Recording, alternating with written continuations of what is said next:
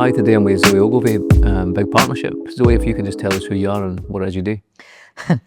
Zoe Ogilvie. Until recently, because now I'm semi-retired, I used to run Big Partnership, a marketing communications agency, and been around for probably too long to mention in Aberdeen. So before you set up Big Partnership, what did you do there? How did you end up in PR and marketing? Yeah, good question.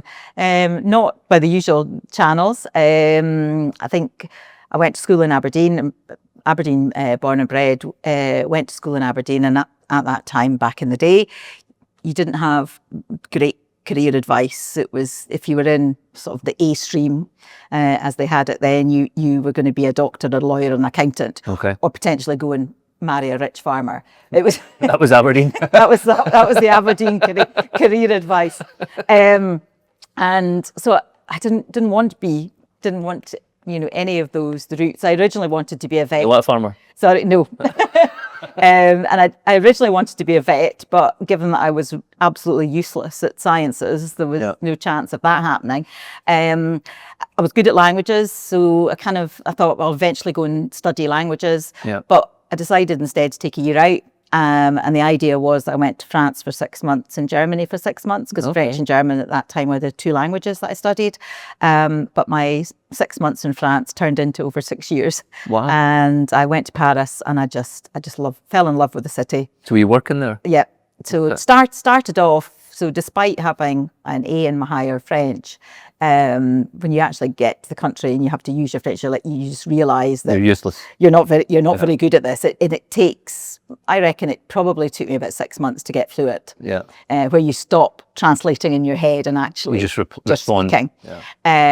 So I did sort of worked in a touristy souvenir type shop. These were your very first jobs? Yeah. Okay. Well, I'd worked in bars and restaurants Yeah. in Aberdeen before, and worked in a couple of restaurants in Paris. And one of the restaurants I worked in, and the guy who became my boss came in for dinner one night. He was celebrating because he just left a great big marketing agency in France to set up his own boutique agency, and he basically offered me a job on the spot that evening. So that was your first move into marketing? So my first job in marketing in a completely different language. Yeah. In Paris, and we had great clients. We worked with the likes of Air France, Kawasaki. We worked with a company called Poquelin that eventually became Case IH, which the agricultural people listening to this podcast will recognise as one of the biggest manufacturers of farming machinery. So I did end up with a farming link. But these are high-end clients. Mm-hmm. So you're right in working with big brands. With big brands. So that's not the norm for a lot of PR and marketing companies. No, but I think being based in a city, whether it's London, Paris, New York, wherever, you probably are going to get an opportunity to work with the big brands. So I know more probably in French about combine harvesters than I'd ever thought I would know. Yeah.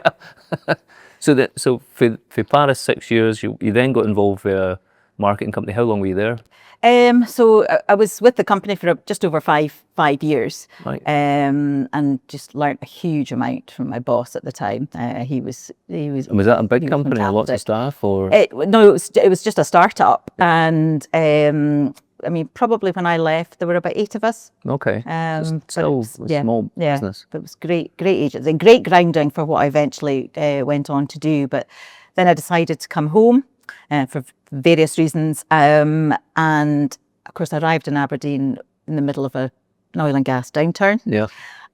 Really struggled to get a job, became totally demotivated by the fact. Did you consider going back to Paris? No, I don't think I did. I was determined to get a job in Aberdeen. I obviously applied to there were a lot more French oil and gas related companies in Aberdeen at that time. Applied to all them because I thought, I'm bilingual now. Yeah. I've got an opportunity, but you just get so demotivated by people not even getting back to you. Yeah. About when you're putting in CVs, and that's the one thing that I am now scrupulous about in all the jobs I've had. If somebody applies to me for a job, if it's on spec or if it's part of a formal process, I will always respond to people. Okay. because I remember how awful it was at the time. Yeah. So I struggled on for a little while, and I thought, I'm not signing on. I was determined I wasn't going to sign on.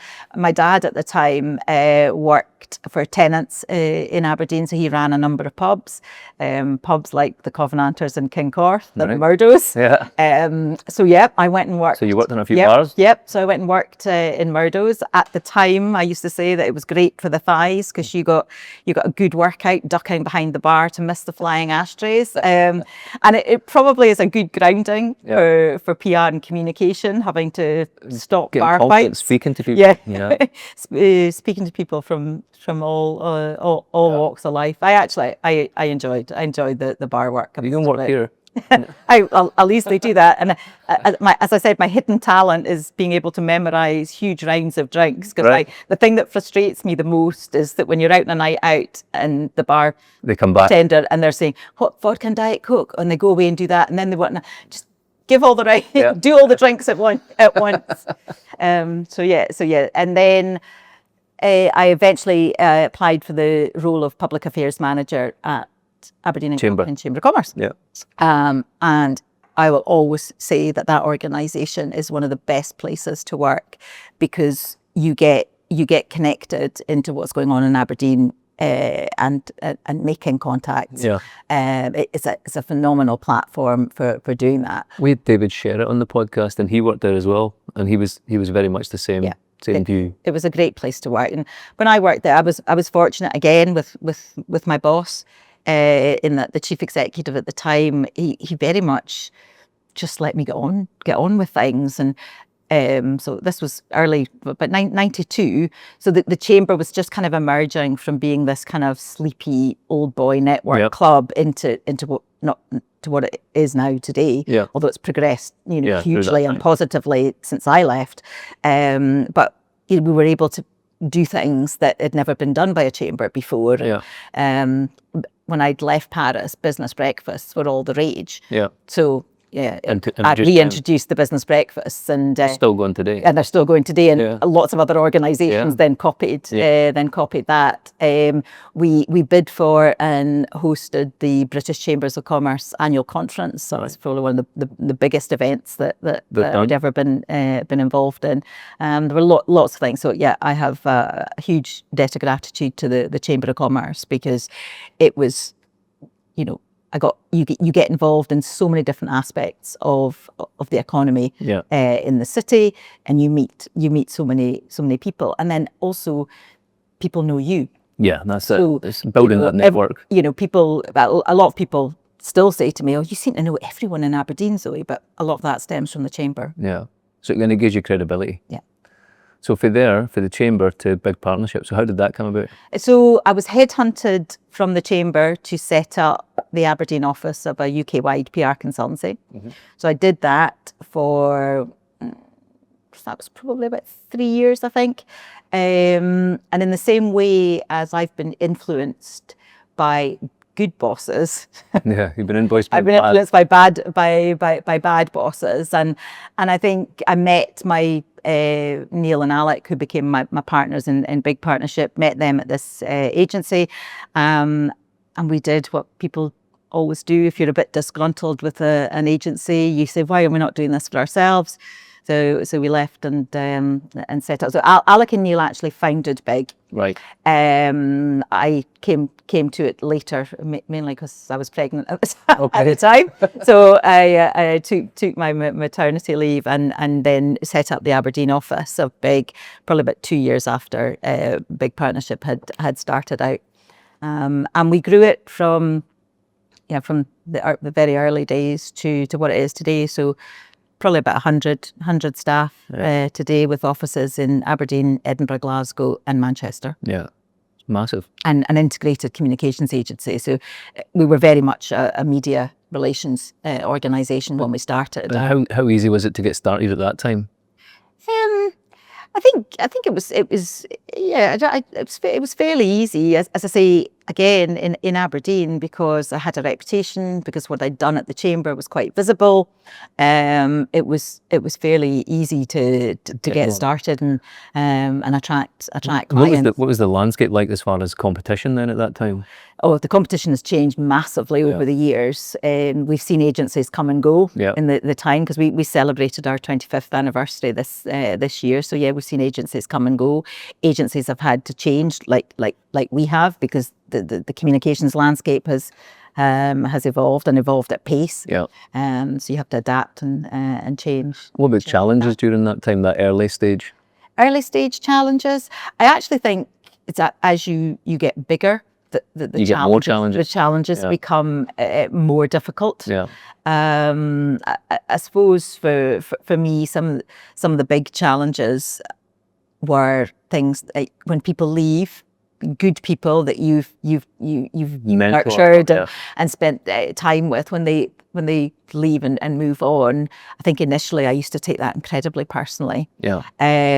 When we lost a bit of business or didn't win a pitch, I would take it personally. I would get incredibly upset and depressed about things for days. And I think, one, as you get older and more experienced, you get a thicker skin. Yeah. But you learn that, you know. And you have more clients. Yes, and that's what happens. You can't win at everything. Yeah. You're never going to retain people forever. Yeah. I mean, we're incredibly proud at Big that we do have a low turnover of staff. But you know, there are people, especially if they come for their first job at Big, that they want to move on. They want to experience other things and opportunities. Yeah. And then there are people that aren't a right fit either. And I think you know, you and the person have to actually be grown up about it and say, actually, this isn't working. Yeah. You know, that person would be better in another agency or in another somewhere else. role. Yes. Yeah. So when there was 3 years at the time when you kicked this off and you joined slightly later, what was your role then within that business? The role at the time was basically to set up Build it. and grow Aberdeen. We did grow very, very quickly. And did you become the main person running that business at that? Yes. Yeah. Yes. You were kind of left to get on with it. Yeah. Oh, totally. I mean, I think Alec and Neil and I we had a great relationship and built on mutual respect and trust.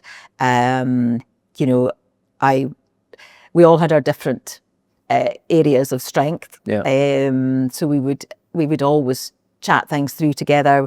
I would always, you know, go to them for help.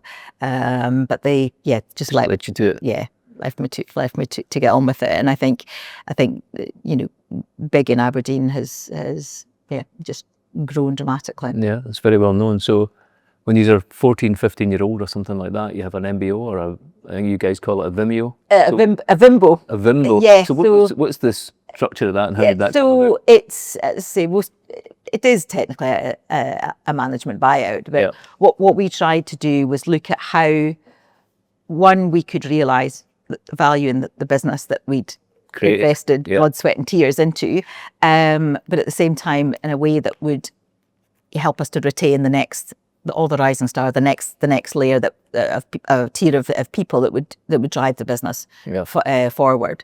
So essentially, Alec, Neil, and myself sold the business to myself, and the next management team, and Alan Barr, who's now the CEO of Big, and that worked well. We funded the deal through growth in the business, and when that deal completed, not long after that, Neil, who's a little bit older than me, I don't think he'll mind me saying that, he sort of started to take a bit more of a reduced working hours, and he's now sort of almost retired out of the business, although he still has some shares in the business.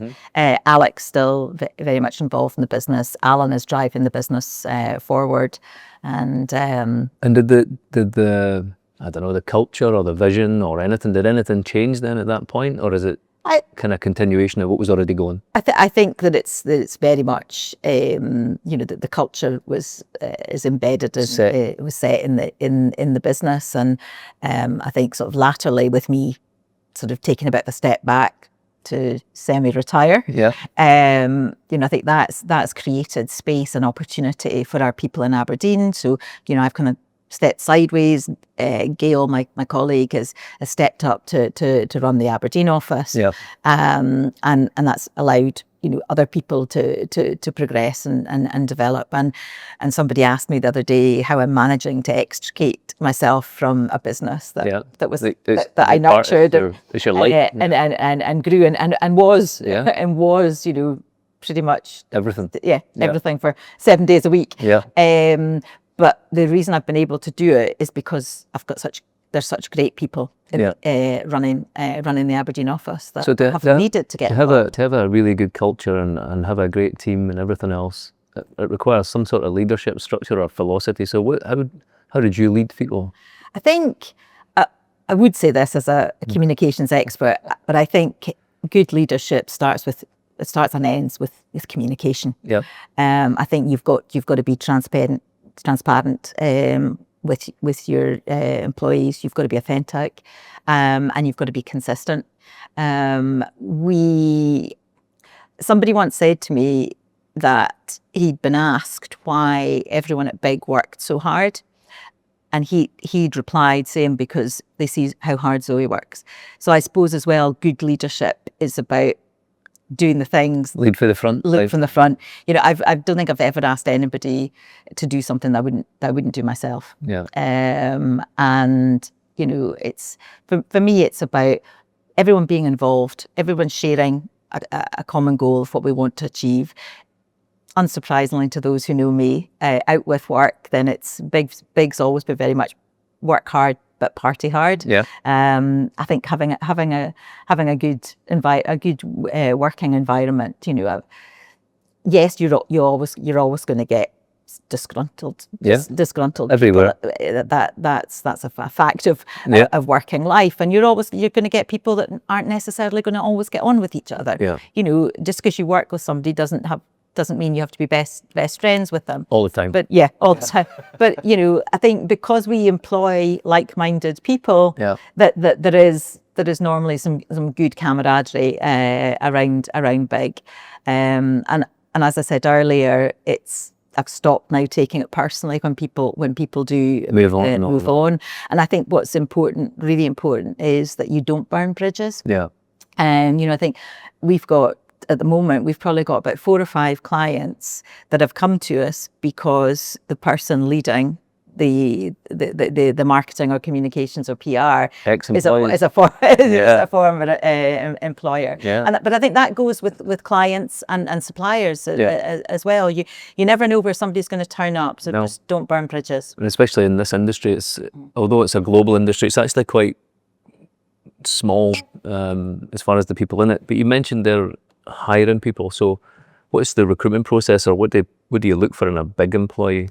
Gosh, we actually did an exercise once where we had the sort of top 20 attributes that we wanted in our sort of team leaders, and I think obviously you want a really good ethic, because agency life is notorious for, there are peaks and troughs, but there are exceptionally busy periods. You have to, because you've several clients, and most of the time those clients expect you to be available to them all the time, not to have to share you with other clients. So it is about prioritizing and juggling, and be able to work under a bit of pressure. But also there's creativity has to come into it. I mean, the values in our business are, we didn't want the usual sort of, one word, like AI generated values. We wanted something that again was authentic, true to Big. And our 3 values are: own the impact, and that's about basically taking accountability for your results that you deliver for clients, accountability for how you deal with people, accountability for all your success, but accountability also for failures, because we're all human and we do make mistakes. Then there's bring the magic, and that's about bringing our proactivity, our creativity, our just a relentless curiosity about things to the fore, and to put that into campaigns that really deliver results for clients. And then the third one, I suppose, is linked to the recruitment side in a way, is refuse to settle. So we don't want people at Big to ever settle for second best, and that comes when it's settling for second best in the work that you deliver for clients, but not settling for second best in the work that you deliver for clients, but not settling for not getting the best member of staff on board either. Yeah. And how difficult is it attracting good people then in this industry? Again, that goes in peaks and troughs. Yeah. Sometimes in Aberdeen, it's been incredibly difficult to find people that have the diverse skill sets that we need. Often when there's been a bit of a downturn, and we know that Aberdeen goes through the cycles. Yes. When there's a bit of a downturn, suddenly there are some very good people available that wouldn't normally be. That weren't available. I think all agencies in Aberdeen will suffer from losing. You lose people to potentially higher paid jobs in the energy industry, for example. So when you bring these people in, how do you then bring the magic or refuse to settle into them? How do they become this? Because they're going to progress and become leaders of your business. How do they come in the door and then have that same ethic? I'd like to think that as soon as they come in, even if it's for an interview, whatever, they can feel it. Yeah. They can feel it. I will say cultures when people are doing what they're doing when nobody's watching. Yeah. That they're embedding things about the company that they do it automatically. It's not because they're told to act or behave like this. But also, as I said earlier, I think it's important that if people are leading by example. Yeah. So that they see that there's a strong work ethic. They see how important it is to delight clients. Yeah. They see that it's actually a fun place to work, as well as sometimes really hard and challenging. Yeah. It's a fun environment. Yeah. And they get all that, and then hopefully if they get the job and they come and work for us, they become part of that. And is that culture, the same? And they shape. Is that the same for creating because it's obviously a fast-paced industry, and I'm guessing within your office with your team, it's obviously fast-paced sometimes as well, and there'll be different companies or different events where there's going to be a collaboration between different people in the business. So how easy is it to get that collaborative side to it? Because I guess some of these things could be quite independent roles, in writing content or creating video or whatever, the graphics, they can be quite independent. So how do you get them to work as sometimes in a team for one project? Yeah, no, I think there's really, really good collaboration across the business. I mean, we don't actually work in silos. I said earlier that when we started out, we were very much a media relations. Then we sort of became a full service PR agency, and then over the years we added digital, we added branding, website development. It's just evolved and evolved, etc. So it has evolved, but I think we've managed to do it in a way where team members are collaborating. And I think because with most of our clients, we take that campaign-based approach, then, a campaign means you're using all the tools that you've got to deliver the right result. Yeah. So it is about that good mix. And, sometimes it's not about press release. Sometimes it's about keyword search. Sometimes it's about paid social media. It's in a multitude of things. It's about stakeholder engagement, public affairs. It's looking at what the client's problem or what they're trying to do is, understanding that, bringing insight and intelligence to that, then coming up with the overarching strategy, and that strategy then may pull from all the tactics that we've got within the agency, and different people can work on a campaign at different times. Yeah. So it may be right at the beginning, it's maybe going to be more stakeholder engagement. Then halfway through the campaign, it might be more about media relations or whatever, social media. So see for that then, when it comes to, obviously we had COVID for a couple of years.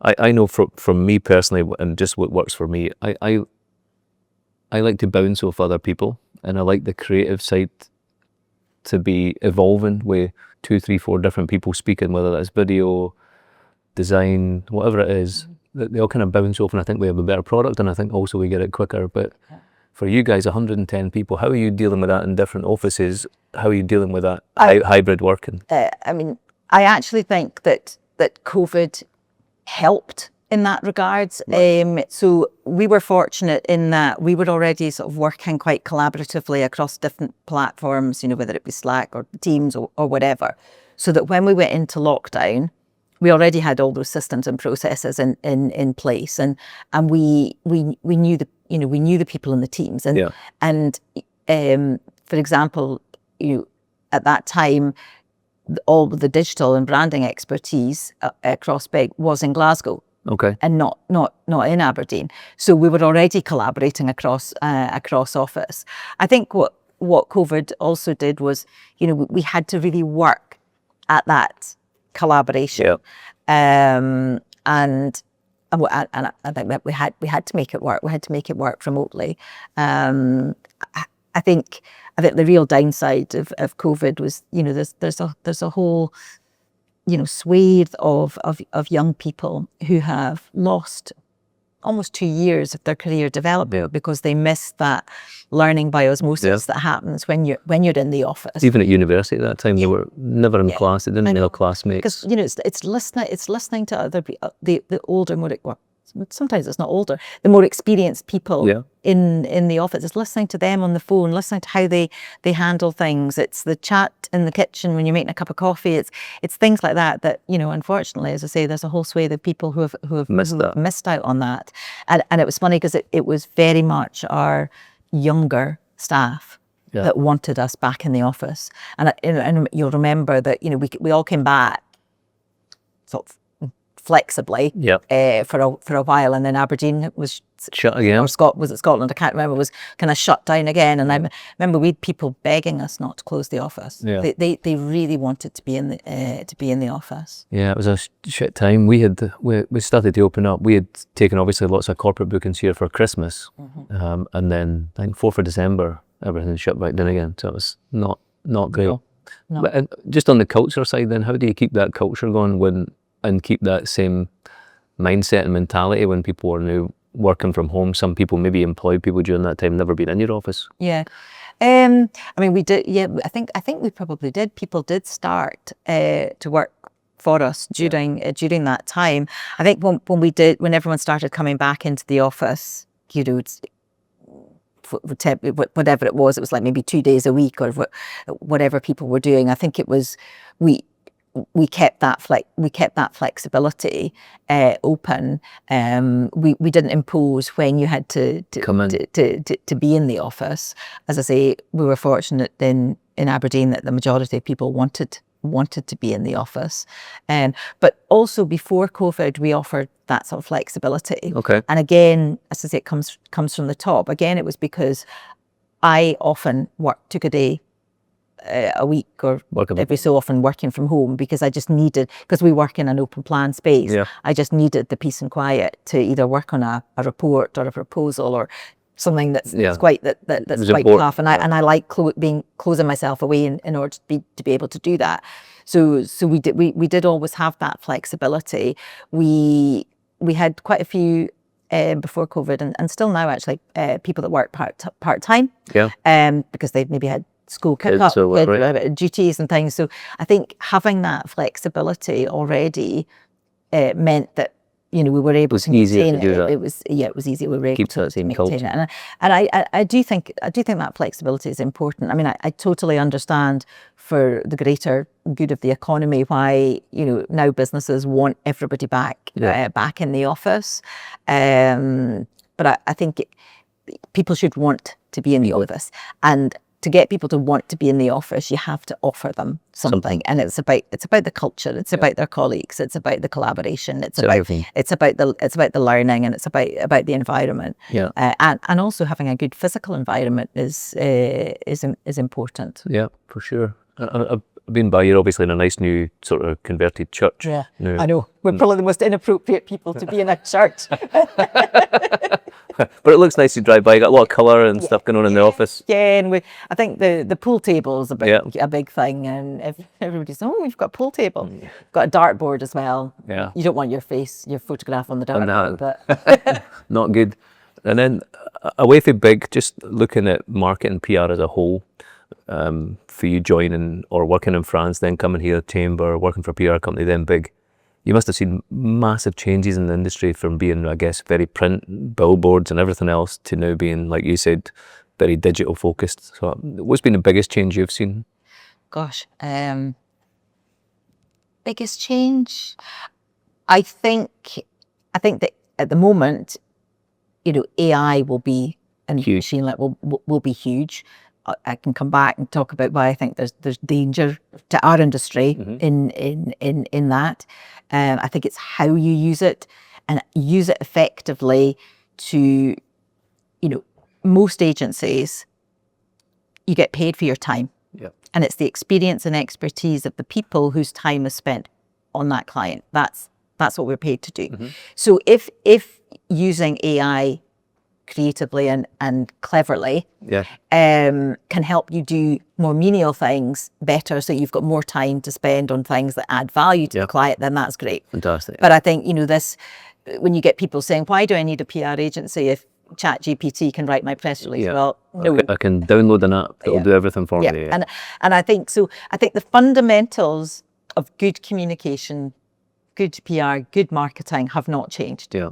The ways in which we do it and the channels that we use have changed. Yeah. But the underlying fundamentals haven't. And that's what I don't think AI is ever going to be able to do. I think we done a podcast with Ian Ord from Fifth Ring, and he mentioned with the AI side, people will use it more and more. The problem will become companies will lose their voice.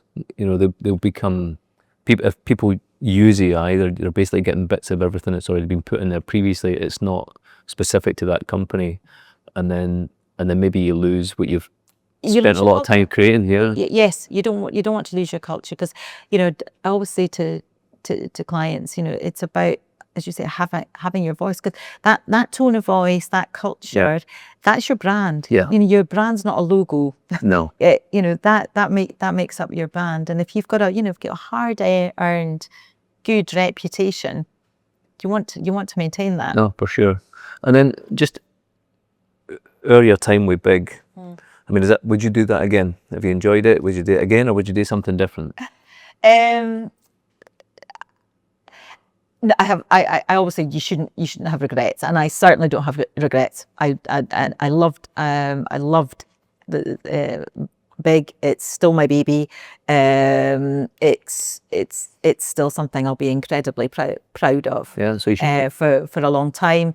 I think there's certain things along the way that I suppose you wish you'd done differently. Yeah. Or one of those is that I didn't have enough time to spend with my daughter at certain periods in her life, because I was constantly working. Yeah. And I remember when I mentioned to my husband that I was starting to think that I was tired and I wanted to take a bit of a step back, and I said, maybe I'll do 3 days a week. And he said, knowing you, Zoe, 3 days will be 5.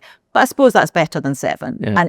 And that was it. And I think it's just always going to be constant. And I think with agency, I think most agency leaders will say the same as myself. You're the type of work that we do, you're pretty much always on call. Yeah. It doesn't stop. There's always somebody, especially nowadays with WhatsApp and everything. You're even more contactable now. There's always something. But at the same time, it's exciting. It's fast paced. No day, I suppose, no They're not the same. is ever the same.